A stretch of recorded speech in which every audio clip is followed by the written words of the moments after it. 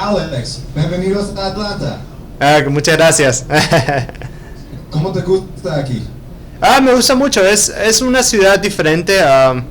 No estoy acostumbrado a ciudades muy grandes porque es mucho concreto, ¿verdad? Pero es muy húmedo, es muy lindo y se nota que tiene mucha historia.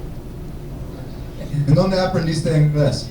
En Canadá, cuando era pequeño tenía 14 años, mi padre se movió en Canadá, trajo a toda la familia y de ahí comencé a aprender el inglés.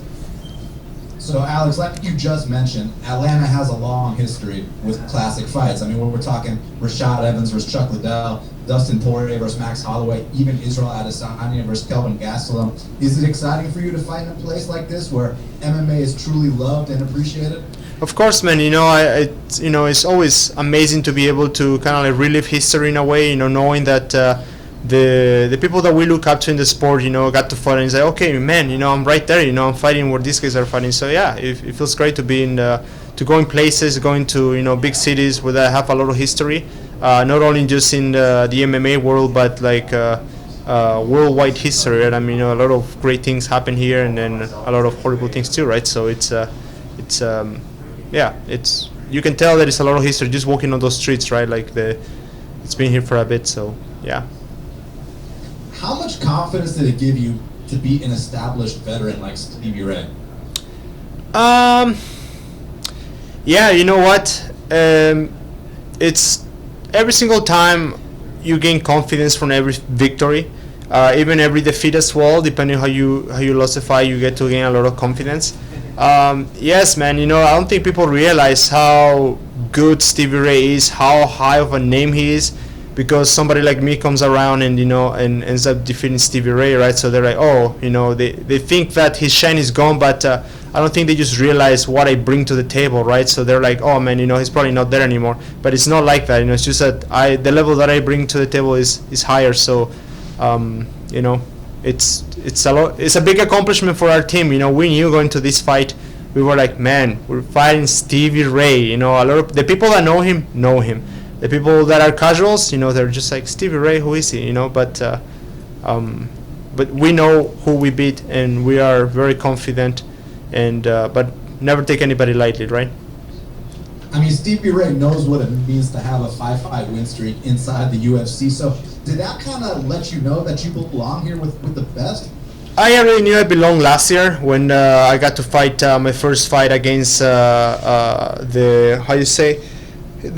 man that got second place, Loic Rajabov. After I fought that, I was like, okay, you know what? I belong here. I need to have a mindset of a champion now, and go as on. And right away after that, I was supposed to fight Pettis. Pettis dropped out the day before, and they offered me the fight against Nathan Schulte. We didn't back away. We took it, and guess what, man? He's the champion from 2019. We went for it. It was a very close fight. To be honest, thought I won, but at the same time, it was a very close fight. Could have gone either way. So yeah, he ended up getting the victory. But I knew, okay, you know what? There are just little tweaks that I must do to my game, and then we're golden. So yeah. Now, Clay Collard has been in there with Max Holloway, with Anthony Pettis, with Jeremy Stevens. On paper, this is considered a huge step up in competition for you. Is it exciting and motivating to be an underdog against someone that people are already considering him the future champ of the division? Yeah, man. I think he was also the favorite last year. Right after he beat Pettis, I think he was the number one seed, I believe. Right after that. Yeah, man, it's a big fight. It's a big opportunity. I wouldn't say that it's no pressure, but at the same time, I enjoy pressure. It always gets me on the right mindset to be able to fight and compete. So, man, there is a reason why this fight was given, and I'm glad that they gave it to me and it's taken. So, yeah, I'm excited, man. I'm excited. And lastly, how's the MMA scene in Paraguay?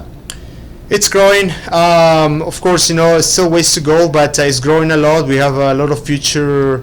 The youth is, really getting there now. You can see a lot of like high-level kickboxing. They're trying to bring jiu-jitsu from Brazil.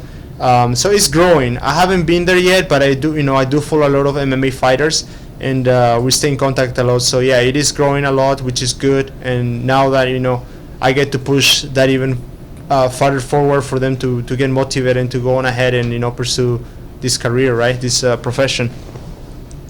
Thanks a lot, Alex. Buena suerte. Thanks, man. Muchas gracias. Cuídate.